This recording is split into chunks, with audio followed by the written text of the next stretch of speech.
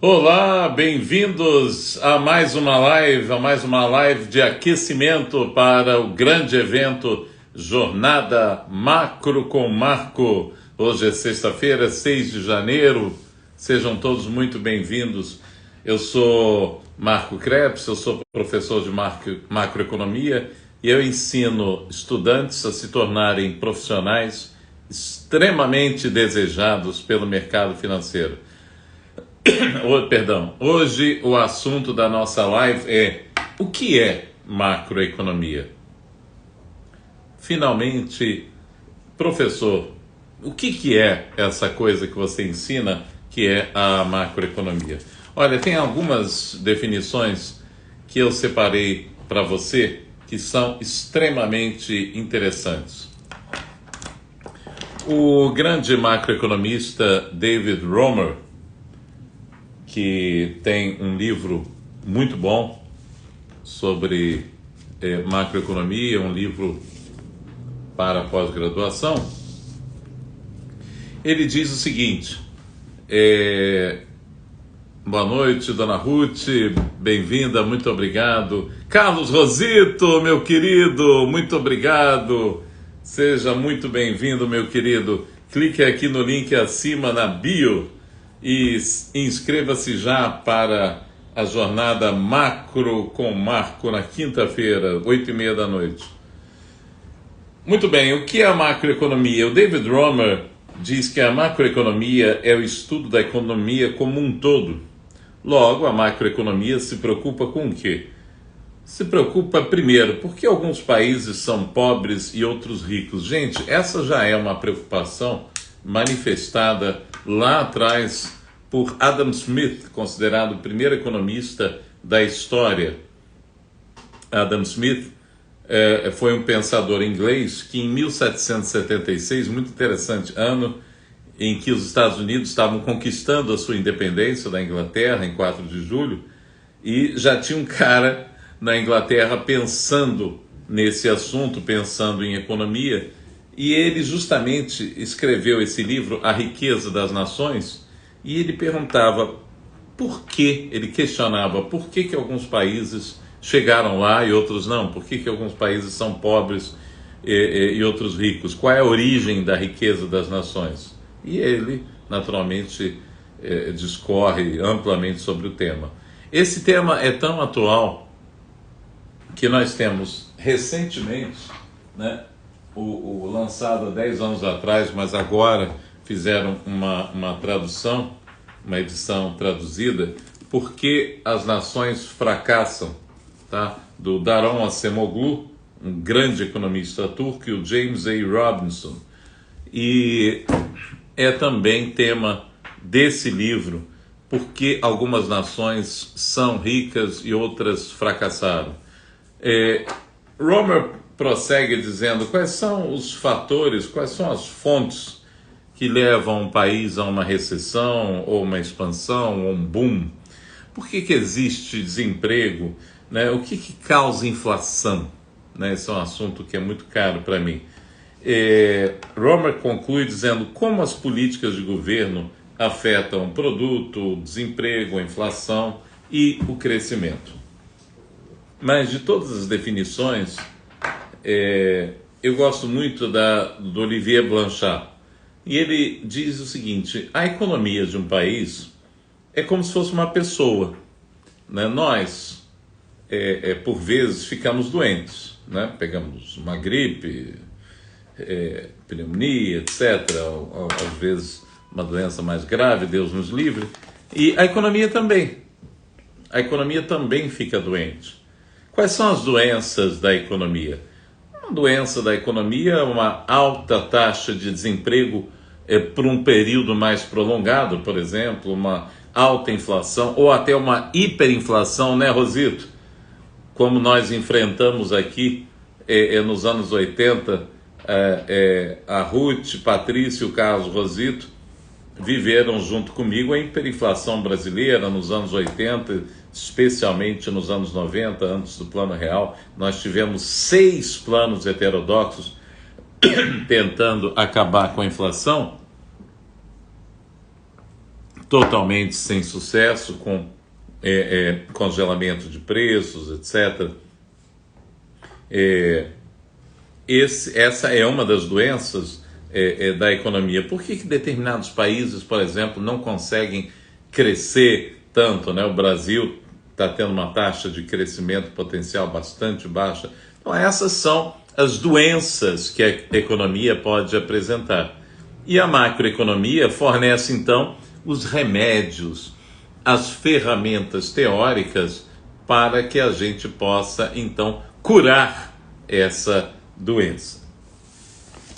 Qual é o jeito certo da gente curar essas doenças?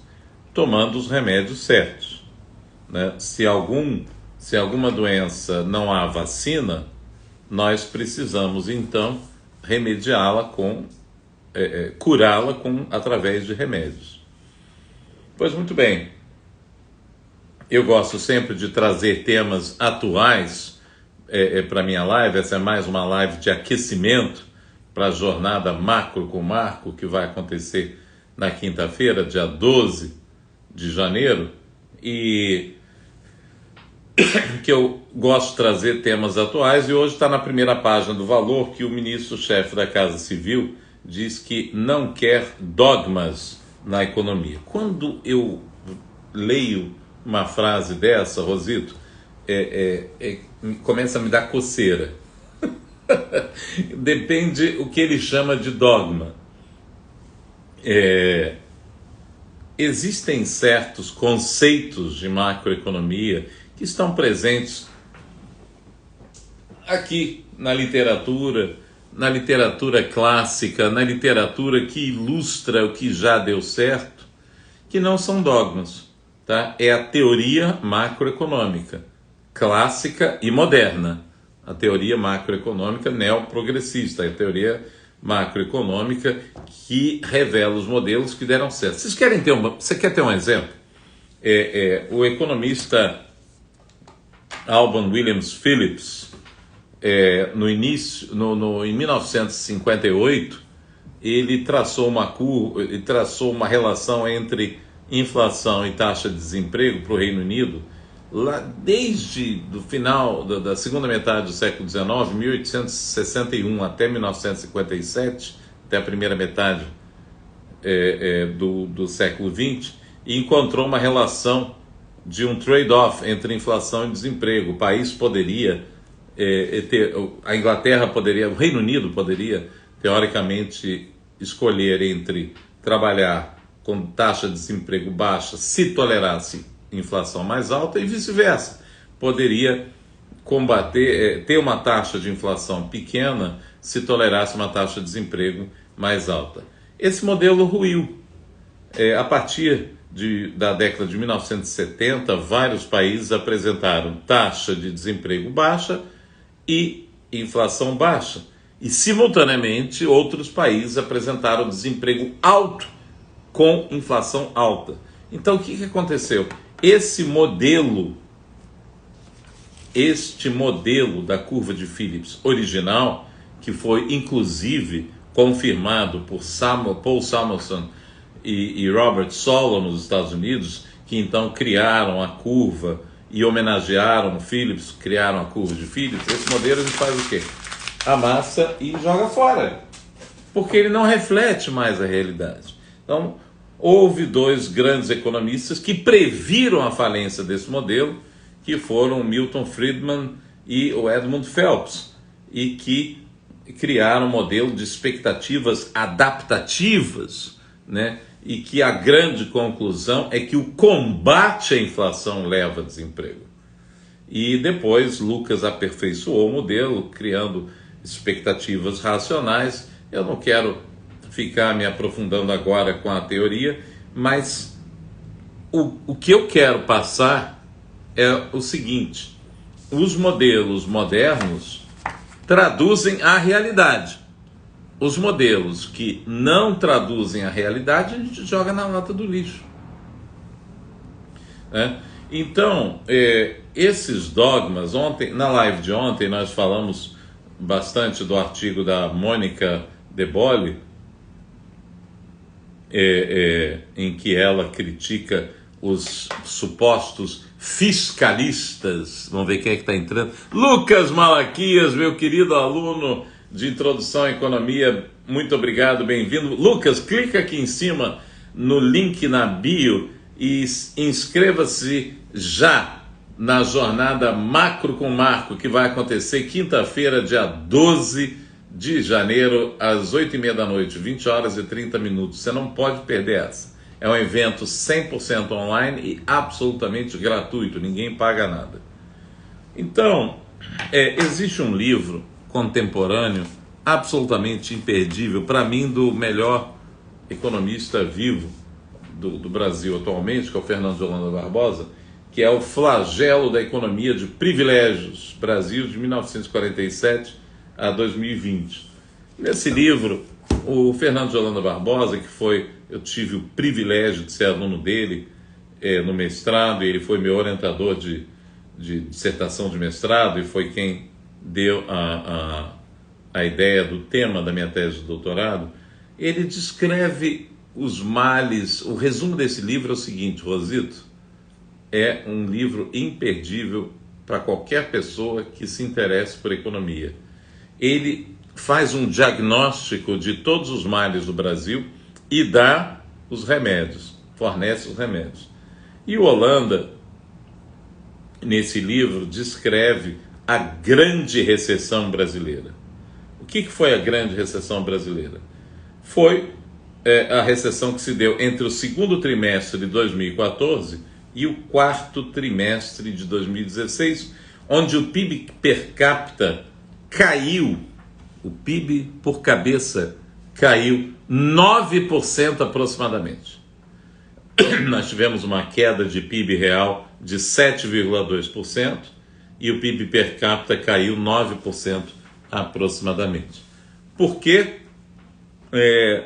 O Holanda escreve que a cultura brasileira, né, está muito presente, muito forte na nossa cultura, de atribuir a responsabilidade para as outras pessoas, né?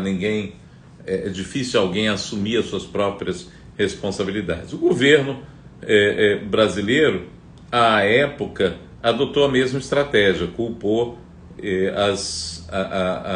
a crise internacional. Olha, não é verdade, a crise de 2007 e 2008 fez com que os países da América Latina, em média, tivessem uma queda de 0,5% da produtividade total dos fatores. No Brasil, essa queda foi de 2%. Ou seja, tivemos um delta aí de 1,5 ponto percentual. A queda foi 4 vezes maior no Brasil. Por quê? Gente, produtividade é a chave para o crescimento. Gabriela, bem-vinda, que bom que você está aqui.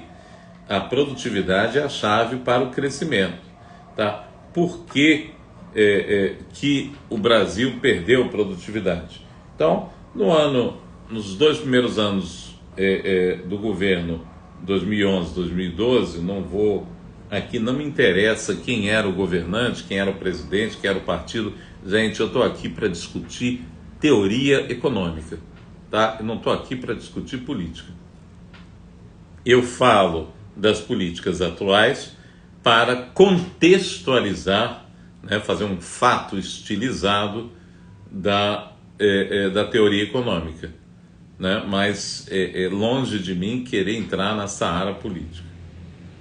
Então, em 2011, 2012, foi o grande período da nova matriz econômica. E essa nova matriz econômica causou uma redução da produtividade da economia total do Brasil através da redução da produtividade dos fatores de produção. O que é isso, gente? Para você produzir, você precisa de 2 fatores básicos. Não precisa de mais, terra também está incluído, mas 2 fatores são básicos: capital, bens de capital, máquinas, equipamentos, etc. E trabalho, tá? Capital e trabalho são os 2 principais fatores de produção.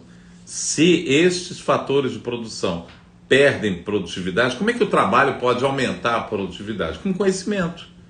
com educação, com treinamento, com produtividade, com tecnologia. Tecnologia é muito mais do que o 5G e o iPhone. Tecnologia é o quanto o país investe em pesquisa e desenvolvimento, o quanto o país investe em criação de novos produtos, de novos processos, né? O grande Joseph Schumpeter, um dos grandes economistas da história, grandes pensadores, veio lá da escola austríaca, mas divergia do Ludwig von Mises na questão da ausência do Estado, né? Uma filosofia muito radical, liberal da escola austríaca. Schumpeter não compactuava com esses radicalismos, mas Schumpeter criou uma expressão que só perde para a mão invisível em termos de citação em artigos científicos, em produções acadêmicas, só perde para a mão invisível, que é destruição criativa. Schumpeter diz que a maior concorrência que você pode ter é um produto ou um processo que ainda nem foi inventado. Isso é uma coisa de uma genialidade tão grande que não está no gibi. Orenstein, muito bem-vindo, meu querido ou minha querida. Escreve aqui teu nome, que a foto é tão pequenininha, tá, que eu não consigo reconhecer. Escreve aqui. Gente, convidem seus amigos a participar dessa live, vai ser muito interessante o que é a macroeconomia. Orenstein, clique aqui no link da bio e inscreva-se para a jornada Macro com Marco na quinta-feira, dia 12 de janeiro, às 8h30 da noite, um evento 100% online e totalmente gratuito, tá? Como diz o arcebispo Michael Corleone no Godfather 3, o que você tem a perder?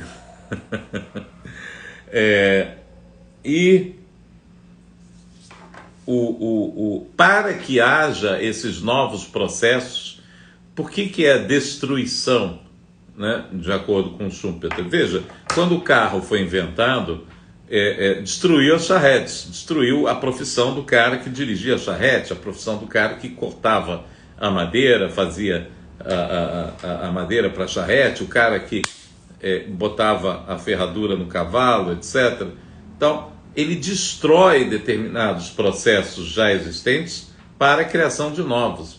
Eu queria muito que Schumpeter fosse vivo para que ele testemunhasse que a teoria dele está mais viva do que nunca. Gente, eu estou fazendo essa live com telefone celular. E o telefone celular, os smartphones, o que eles fizeram? Destruíram o mercado de máquinas fotográficas.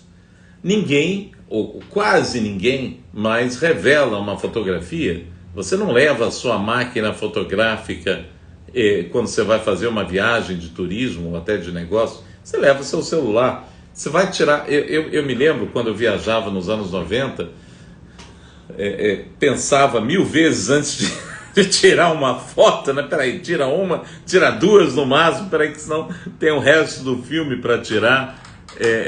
Agora não, com o celular você tira 400 fotos que não tem custo algum. RJ, bem-vindo, meu querido. Muito obrigado por estar aqui. Clica aqui em cima no link da bio e inscreva-se na Jornada Macro com Marco. É totalmente gratuito, um evento 100% online que vai ser na próxima quinta-feira, dia 12 de janeiro, às 20h30. Então, o advento das máquinas fotográficas, querido, obrigado, das câmeras nos celulares, destruiu completamente o mercado de máquinas fotográficas, filmes para máquina, revelação para máquina. Então, uma firma como a Kodak, por exemplo, teve que se reinventar, ou então foi embora. Se você entrasse naquele DeLorean, naquele carro da viagem do tempo,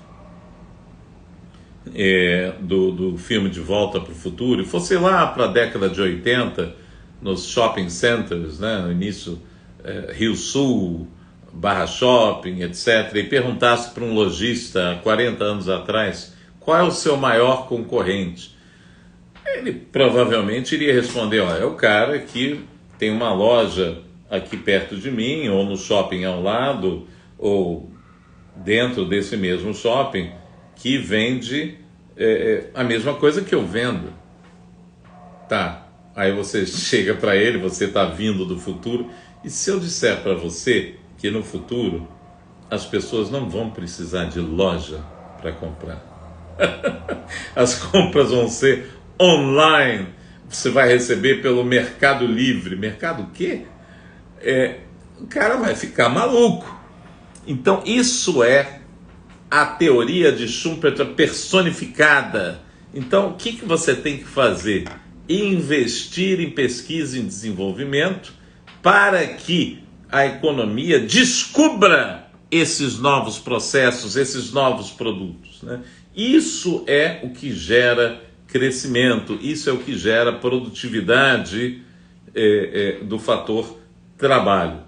Pois a nova matriz econômica, ela reduziu a produtividade da economia. Como é que ela fez isso? Primeiro, houve uma alocação de investimentos de longa maturação em setores pouco produtivos. Foi um choque de oferta. Eu vou resumir, não quero me alongar muito nessa nova matriz econômica, mas eu quero fazer uma ligação dela com que essa questão dos dogmas citados pelo Rui Costa, ministro-chefe da Casa Civil. Quero estabelecer uma correlação. A nova matriz econômica, ela se caracterizou como o seguinte: uma forte intervenção governamental na economia, uma intervenção na política monetária. O Banco Central perdeu a credibilidade porque o presidente da República, à época, disse o seguinte, abre aspas, eu não vou aumentar juros para a inflação ficar na meta e com isso comprometer crescimento, fecha aspas. Isso foi dito pelo presidente da República à época, que não me interessa o nome de quem é. Bom, quando ele fala isso, duas conclusões são tiradas. Primeiro, que há uma intervenção. Eu, presidente da República, não vou aumentar juros. Quem tem que aumentar juros ou cair ou abaixar juros ou baixar juros é o presidente do Banco Central. A política monetária tem que ser independente da política fiscal. A política monetária tem que ter um objetivo claro: só o combate à inflação. Gente, a inflação é um veneno para a sociedade. Eu venho repetindo isso exaustivamente, como eu repito nas minhas aulas. É o trabalhador com o menor salário que paga o preço mais alto pela inflação. Pois, se você tiver um trabalhador que ganha um salário pequeno, o salário dele vai ser um salário de fome. Logo, ele vai comprar com o salário dele comida. Se houver inflação, essa comida vai aumentar de preço, ele vai comer menos. Então, a política social está completamente atrelada à política de combate à inflação. Continuando a nova matriz econômica, ela se caracterizou como uma política fiscal de aumento de gastos, concessão de subsídios, ou seja, redução da arrecadação, e intervenção forte nos preços dos produtos derivados do petróleo e no preço da eletricidade. Olha, isso foram duas medidas trágicas. Primeiro, no caso dos derivados do petróleo, a Petrobras comprava à época petróleo caro e tinha que vender gasolina barata no mercado interno. Então isso elevou a relação dívida líquida caixa de 1 para 4,6 na Petrobras. E aí o que acontece? Aumenta o risco e aí aumenta o custo de captação de recursos. Só nessa história a Petrobras teve mais de 50 bilhões de reais de prejuízo. No caso da redução do preço da eletricidade, também aconteceu algo semelhante, né? Que a Eletrobras também ficou impedida de aumentar o preço da tarifa elétrica, ao contrário, reduziu o preço, e aí nós tivemos um grande período de estiagem, e aí foi a tempestade perfeita. Com a tarifa mais barata de energia, isso ocasionou um aumento do consumo em pleno período de seca, ou seja, quando nós ficamos sem a principal matéria-prima da energia, que é a água.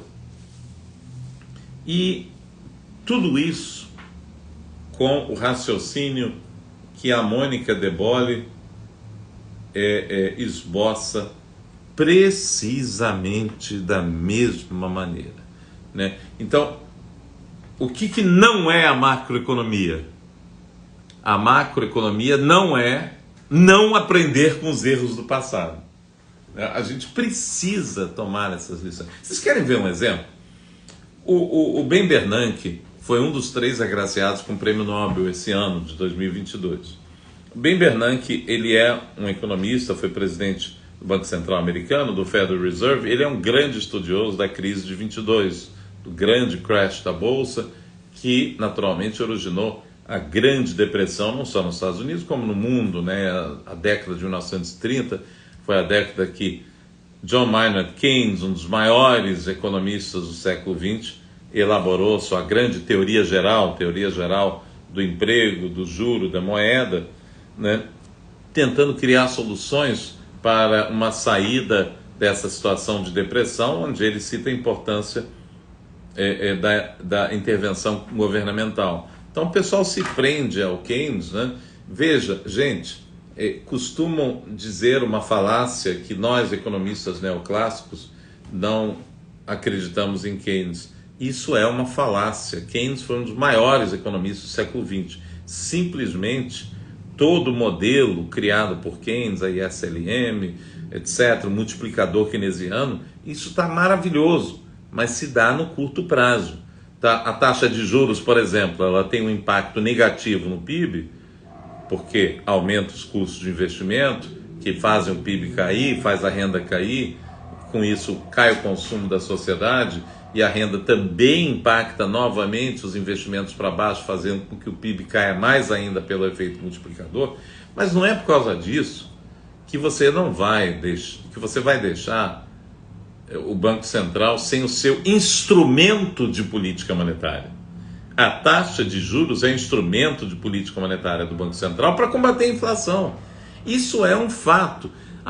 Essa tese de que a taxa de juros combate a inflação, isso não é uma tese.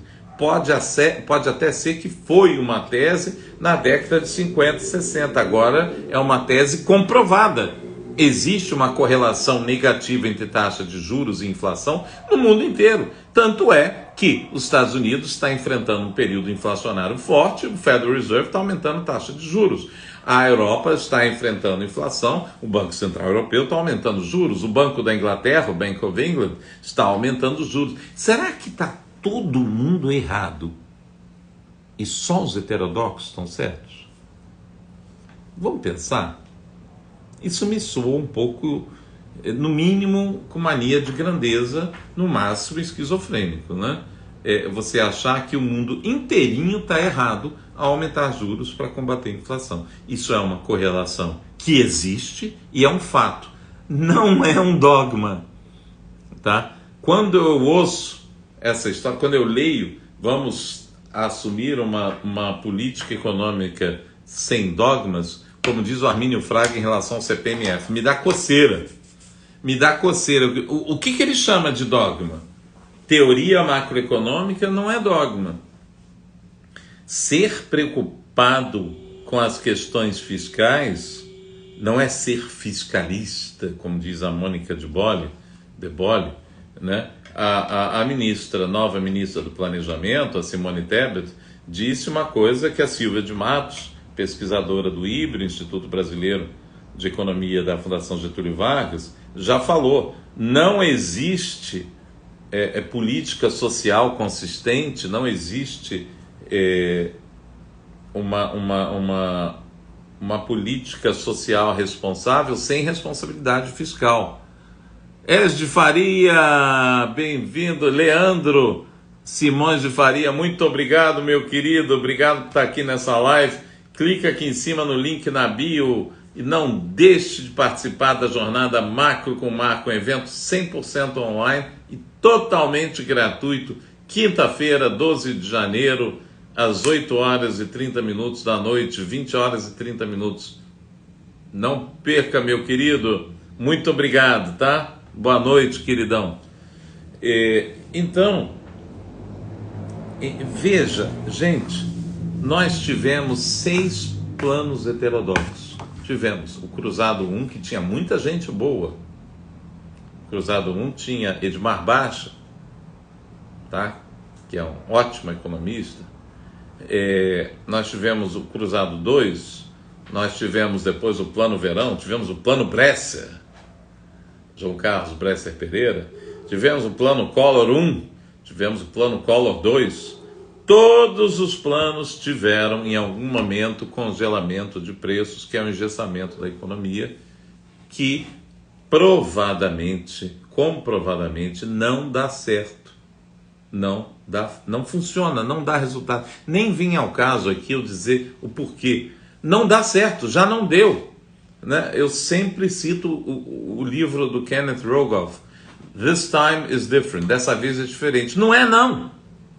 O Rogoff diz essa frase ironicamente, falando das bobagens que são feitas, né, em política econômica por parte do governo. Então, gente, cuidado. Você vai estudar macroeconomia, você que quer entrar no mercado financeiro, você que quer entender um pouquinho de economia, você que quer saber o que está acontecendo, quer abrir o jornal e compreender, não vai estudar com a Mônica de Bolle, com todo respeito a essa moça, com todo respeito, de chamar os fiscalistas de vilões, de bicho-papão, que, primeiro, esse termo fiscalista já é um termo pejorativo, né? Eu não sou fiscalista, eu simplesmente faço um diagnóstico que todos os economistas responsáveis fazem. O principal problema do Brasil é um problema fiscal, porque a dívida pública, a dívida interna, que é uma dívida com a sociedade detém os títulos de dívida do governo, a sociedade empresta dinheiro para o governo. Se você não tem uma trajetória convergente, se isso aí não vai diminuir no longo prazo, só vai aumentar, meu querido, os juros de longo prazo só vão aumentar até um ponto que essa crise estoura, como diz Rudiger Dornbusch, né, que é um fera de macroeconomia, já falecido, e que diz que essas crises fiscais são perigosas, porque um dia elas estouram e o aposentado fica sem a sua aposentadoria. Isso é uma coisa muito grave. Não vá me dizer que nós, preocupados com a política social, não estamos preocupados com a política social. É fundamental que nós tenhamos um equilíbrio das contas públicas, tá? Que nós tenhamos responsabilidade fiscal. Gente, eu não defendo aqui nenhum arroxo, eu não defendo austeridade, eu defendo simplesmente uma responsabilidade, que o governo não aumente gastos. O slogan da nova matriz econômica era gasto é vida. Pois muito bem, o governo assumiu, a Mônica de Bolle critica quem critica as diretrizes econômicas do atual governo eleito, dizendo como podem atacar um governo que só tem 4 dias. Pode atacar o governo com só 4 minutos. O tempo não quer dizer nada. Se em 4 minutos eu falo bobagem, a bolsa vai cair, o dólar vai subir. Ah, isso é coisa para investidor.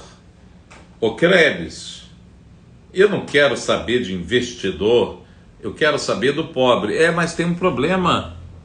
Se o dólar aumenta, aumenta o preço da comida, aumenta a inflação, que faz com que o Banco Central aumente os juros.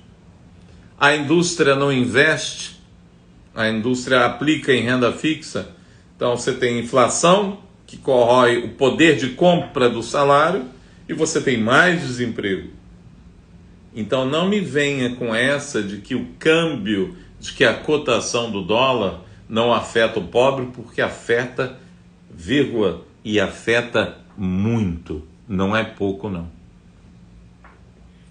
Esses equívocos de pensamento, eu espero ardentemente que não sejam encarados pelo novo governo como dogmas.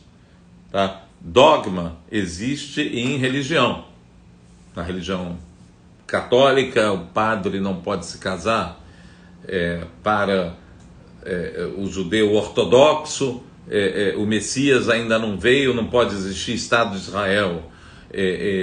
Enfim, são dogmas de determinados extremos, de determinadas religiões. Enfim, já não quero falar de política, quanto mais de religião.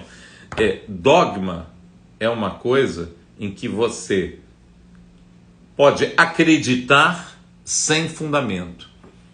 Fundamentos de macroeconomia são fundamentos em modelos que representam a realidade.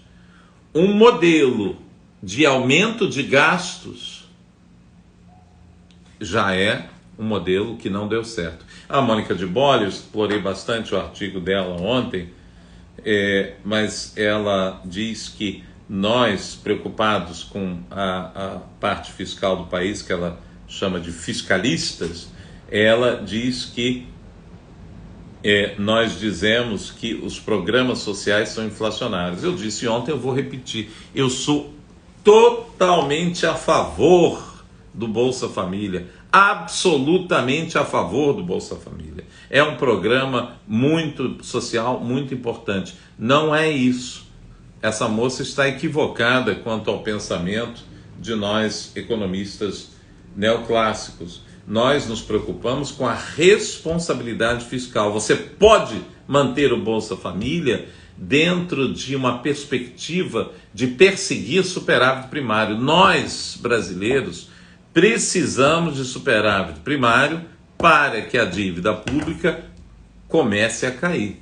Se não, caso contrário, a trajetória vai ser explosiva e isso pode acarretar não só a inflação, mas num caos social que o aposentado não tenha, que o governo não tenha dinheiro para pagar a aposentadoria. Isso é grave socialmente, gente. Isso é muito grave, eu não preciso explicar muito o porquê, né? Isso é bastante grave e isso não é falácia, como diz a Mônica de Bolle. Qual é o jeito de não fazer macroeconomia? Qual é o jeito de não fazer política econômica? Repetindo os erros do passado. Eu estava falando do Ben Bernanke, coisa de velho, né? Me perdi no pensamento. E o Ben Bernanke, então especialista na crise de 29, ele, durante a crise de 2008, ele era presidente do Federal Reserve, do Banco Central Americano. Quando faliu o JP Morgan, ele entrou e salvou o sistema financeiro, salvou os bancos. O que foi isso? Ele aprendeu com a lição do passado. Eu não vou deixar o sistema financeiro falir. A falência do sistema financeiro de um país é a falência do próprio país. Tá? Tem um filme interessantíssimo sobre isso, que se chama Os Falsários, ganhou o Oscar de melhor filme estrangeiro, que os nazistas tentaram invadir a Inglaterra com libras falsas, tá? Para com isso implodir o sistema financeiro britânico. Foi um negócio interessantíssimo. Eles pegaram os judeus do campo de concentração para fazer essas libras falsas e conseguiram injetar algumas libras falsas na Inglaterra. Felizmente já estava no finalzinho da guerra, não conseguiram maior sucesso. Tivessem os nazistas sucesso nisso, eles iam implodir o sistema financeiro britânico. A ideia foi uma ideia genial. Sem sistema financeiro organizado, tá, nós vamos literalmente implodir o país. Nós temos no momento o ministro da Fazenda, né, que ontem, numa entrevista, confundiu CVM com CMN, a Comissão de Valores Mobiliários, com o Conselho Monetário Nacional. Quer dizer, eu não sei se eu rio ou se eu choro, né? O Conselho Monetário Nacional é presidido pelo ministro da Fazenda, tem no seu membro o ministro do Planejamento, o presidente do Banco Central, que diz que direciona, né, que fala das diretrizes da política. Obrigado, Leandro Simões, muito obrigado. Que rege as diretrizes monetárias, creditícias do país e, muito importante, o Conselho Monetário Nacional estabelece as metas de inflação, né? Num Banco Central independente, não existe isso. O Banco Central independente, ele próprio determina a meta de inflação, como é nos Estados Unidos, na Alemanha, na Inglaterra, na Europa, etc. Mas aqui, graças a Deus, pelo menos já temos um Banco Central autônomo, rezando para que não mudem essa lei, em que pelo menos o Banco Central, os diretores e a diretoria e o presidente do Banco Central não podem ser demitidos até o final de 2024, são mandatos não casados com o presidente da República, e eles têm autonomia para usar e escolher o instrumento de política monetária, que é a taxa de juros. As lives de hoje e de ontem ficarão disponíveis. Sim, Leandro, estão lá. A de ontem já está lá no feed lá do meu Instagram, totalmente disponível na íntegra. E a de hoje também, meu queridíssimo. Obrigado, Leandro, você é o máximo. Beijão. Então, o Conselho Monetário Nacional ele foi criado em 31 de dezembro de 1964, na Lei 4595, pelo então presidente Humberto Castelo Branco, que também criou o Banco Central do Brasil. O Castelo Branco reformulou completamente o sistema financeiro nacional, criando o Conselho Monetário Nacional e o Banco Central. Tá? O Conselho de Valores Mobiliários, a CVM, foi criada em 1976, que regula a Bolsa de Valores e todo o mercado de ações, etc. Né? Então, isso são coisas absolutamente básicas, né? Se o ministro da Fazenda não sabe disso, meu Deus do céu. Talvez seja interessante, Leandro, convidá-lo para fazer o nosso curso. Acho que ele teria muito a ganhar. Comenta aqui embaixo o que você acha. A gente tem que fazer uma piadinha, né? Senão a vida perde a graça, né? Então, gente, a macroeconomia, ela te dá as ferramentas para você compreender as oscilações do mercado, tá? Eu não quero saber de dólar e de bolsa, o que me interessa é o pobre. A bolsa vai cair, o dólar vai subir. É claro, é óbvio, se um presidente fala uma coisa dessa, é óbvio que não vai haver essa preocupação. Se o presidente, no discurso de posse, fala que o teto de gastos é uma estupidez, você conclui que haverá um aumento de gastos. Eu não estou com isso fazendo uma defesa,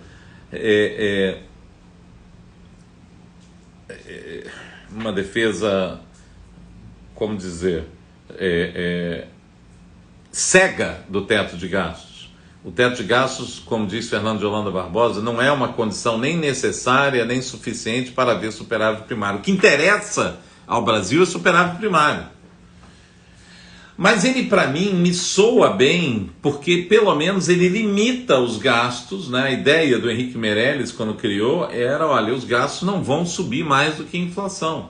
Então, mas toda a ideia de chamar o teto de gastos de estupidez, passa para a sociedade uma imagem de que ele vai aumentar gastos. Gente, se você tem espaço para aumentar, show de bola. O problema é que nós temos déficit fiscal desde 2014. No livro do Holanda, do Flagelo da Economia de Privilégios, ele fala do jogo de Ponzi do governo da nova matriz econômica, que eu estou evitando dizer o nome do presidente à época, que diz o seguinte: Ponzi é uma referência a Carlo Ponzi, um italiano que morou em Boston e foi várias vezes preso nos Estados Unidos, que aplicava o seguinte golpe: ele pedia dinheiro emprestado e não oferecia nenhum colateral, nenhuma garantia. E se ele morresse, nem a mulher, nem os filhos assumiam a dívida. E quando vencesse, ele pedia um dinheiro emprestado, e quando, na época do vencimento dos juros e do principal da dívida, ele rolava isso. Então, traduzindo para o português, isso era uma doação. Quem emprestava estava doando dinheiro. Então, à época, a presidente da República fez o seguinte: em 2014 a gente teve um resultado primário de zero, nem superávit, nem déficit, ou seja, o governo não economizou um centavo para pagar os juros da dívida. Em 2015, apesar dos esforços de Joaquim Levy, que entrou de gaiato nesse navio, tivemos déficit primário. Então o governo teve que pedir emprestado para pagar primeiro essa diferença, né, de tudo que ele arrecadou, menos o que ele já gastou, que foi acima do que ele arrecadou. Depois pediu emprestado para para pagar os juros da dívida. E para 2016 o governo fez um orçamento prevendo déficit primário. Ou seja, eu não paguei e também não vou pagar. É um jogo de Ponzi. Então, o que aconteceu? Os títulos de dívida brasileiros foram rebaixados no mundo inteiro e viraram títulos junk bonds, títulos podres. Com isso, o cara que está emprestando dinheiro para o governo pede juros mais altos. Juros mais altos refletem em custos maiores da dívida e refletem em queda de investimentos das empresas e da indústria. E aí as pessoas atacam, a Mônica De Bolle fala: quem é que em sã consciência vai investir em produção com juros reais em 8,4% que estão agora? Ela fala 8, mas não é 8, é 8,4%, porque ela não sabe calcular a taxa de juros real. Taxa de juros real é a taxa de juros nominal de 3,75%, menos a inflação, mas não é a inflação de agora, é a inflação esperada. Então está mais que 8, é 8,4%. Tá? Aí ela diria, se estivesse aqui num debate comigo: pior ainda. Pior ainda. Pior ainda. Se eu estivesse no Comitê de Política Monetária, eu iria ainda apertar mais esses juros. Por quê? Porque o governo federal, ao invés de dar as mãos ao Banco Central para combater a inflação, que é um veneno para a sociedade, e um veneno mais grave ainda, pior ainda para o pobre, não, ele aumenta gastos. Então o Banco Central tira a moeda da economia para aumentar os juros e o governo federal aumenta a oferta monetária para aumentar gastos e com isso anula as ações do Banco Central. Então, com responsabilidade fiscal, você tem uma política social consistente, que é sem inflação. Rosito está escrevendo: o que me choca nessa discussão sobre equilíbrio fiscal, não haver nenhuma citação de analisar os gastos atuais, visando avaliar a eficácia, aproveitando para melhorar a gestão. Show, Rosito, show. Mas isso que você está falando, vou te explicar uma coisa. Eu assisti uma vez uma palestra do grande economista Mansueto Almeida, talvez a maior autoridade em política fiscal no Brasil, em que ele diz o seguinte: olha, a política fiscal no Brasil pode ser rodada por um software, porque 94% dos gastos estão carimbados. Gastos discricionários, aqueles gastos que o governo pode decidir para onde vão, são 6% só do orçamento. Então nós teríamos que fazer uma reforma, a gente precisaria de N reformas, que eu estou bastante pessimista que esse governo vai fazer. A primeira reforma seria a descentralização desses gastos, essa possibilidade onde o governo iria gastar. Mas o que você falou faz todo sentido, procede. A questão toda, Rosita, é o seguinte: vamos começar pelo início.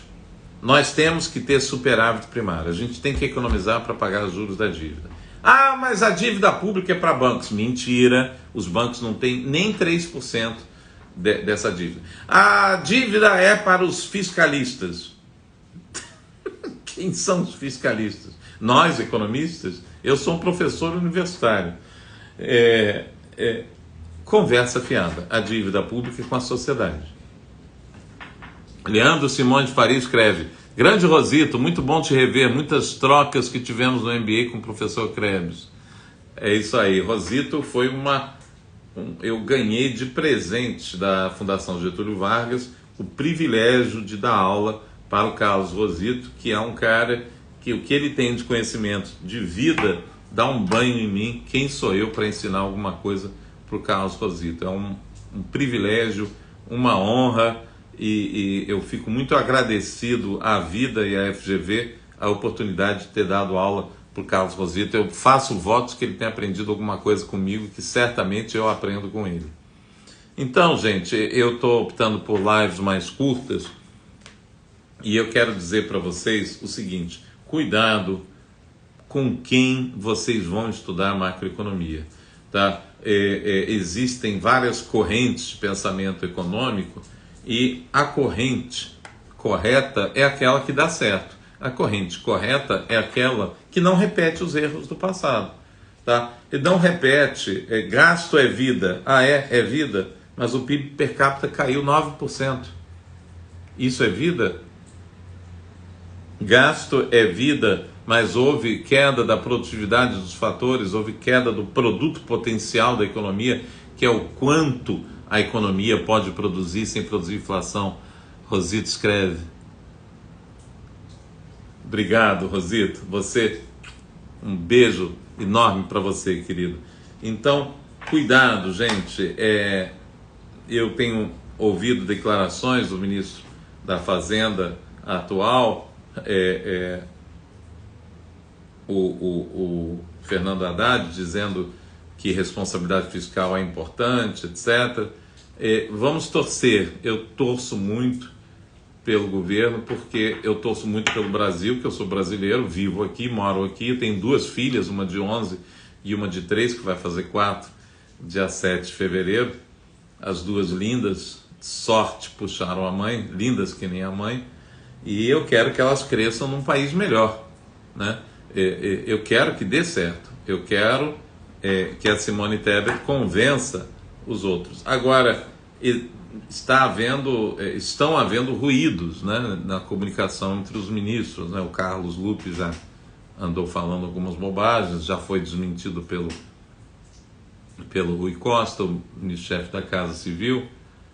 E, enfim, vamos torcer para o país dar certo. E você que quer se tornar um profissional extremamente desejado pelo mercado financeiro, você tem que procurar um profissional moderno, um cara que tem experiência, que, como eu, ame dar aula. Eu amo a minha profissão, eu larguei tudo para ser professor, e que ensina a você os fundamentos modernos da macroeconomia, e não aqueles que já deram errado e que provocaram pobreza no país. Querido Rosito, eu que agradeço a você, um grande beijo, um ótimo final de semana, gente, tudo de bom, até a próxima live, um grande beijo para todos vocês, muito obrigado, tchau, tchau.